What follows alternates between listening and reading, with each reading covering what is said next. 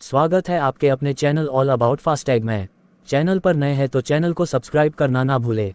अगर आप कर्मचारी भविष्य निधि संगठन employees provident fund organisation subscribers हैं तो ये खबर आपके लिए बेहद खास हो सकती है। आपको बता दें कि इस समय ज़्यादा पेंशन फंड को लेकर काफ़ी चर्चा हो रही है।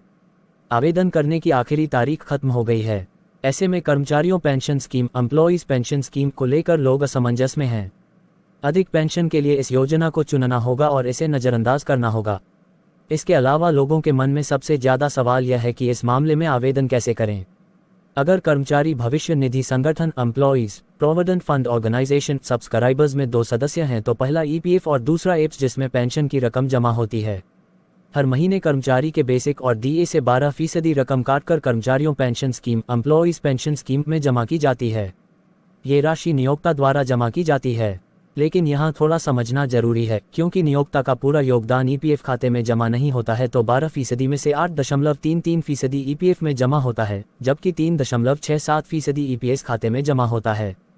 लेकिन अधिक पेंशन का विकल्प चुनने पर नियोक्ता के योगदान में बदलाव होता है, जिसके बारे में आप विस्तार से जानेंगे। सार्वजनिक क्षेत्र में काम करने वाले सभी कर्मचारियों के हित में सरकार ने वर्ष 1995 में एक नया कानून लागू किया। इस कानून का उद्देश्य निजी क्षेत्र में काम करने वाले सभी कर्मचारियों को पेंशन फंड का लाभ दिलाना है। जब ये कानून बना था तो कर्मचारी भविष्य निधि संगठन एम्प्लॉइज प्रोविडेंट फंड ऑर्गेनाइजेशन में योगदान के लिए अधिकतम वेतन 6,500 रुपये तय किया गया था। बाद में इसे बढ़ाकर 15,000 रुपये कर दिया गया है। इसमें से 8.33% पेंशन फंड में जाता है। इसी बीच 2014 में एक बदलाव किया गया, जिसके बाद अंशदान निधि में छूट मिलती है।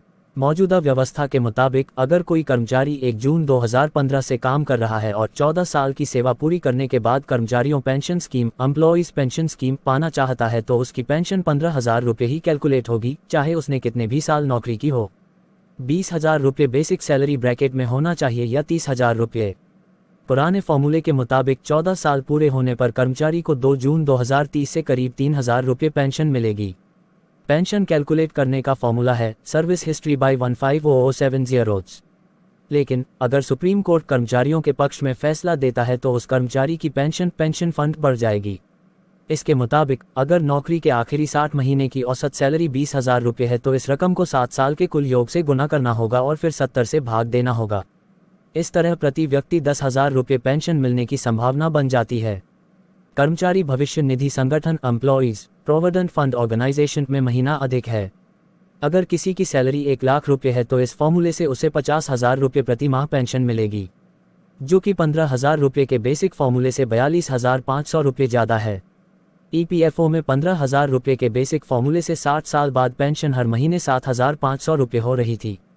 कर्मचारियों pension scheme employees pension scheme 2014 को केंद्र सरकार ने 1 सितंबर 2014 से एक अधिसूचना जारी करके लागू किया था। इसका निजी क्षेत्र के कर्मचारियों ने विरोध किया था और वर्ष 2018 में केरल उच्च न्यायालय में इसकी सुनवाई हुई थी। ये सभी कर्मचारी ईपीएफ और विविध प्रावधान अधिनियम 1952 की सुविधाओं के अंतर्गत आते थे। कर्मचारियों ने ईपीएफओ के नियमों का विरोध करते हुए कहा कि इससे उन्हें कम पेंशन मिलती है।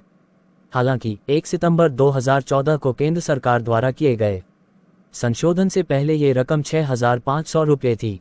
केरल हाई कोर्ट ने ईपीएफओ के नियमों को अनुचित मानते हुए कर्मचारियों की रिट स्वीकार करते हुए अपना फैसला सुनाया था।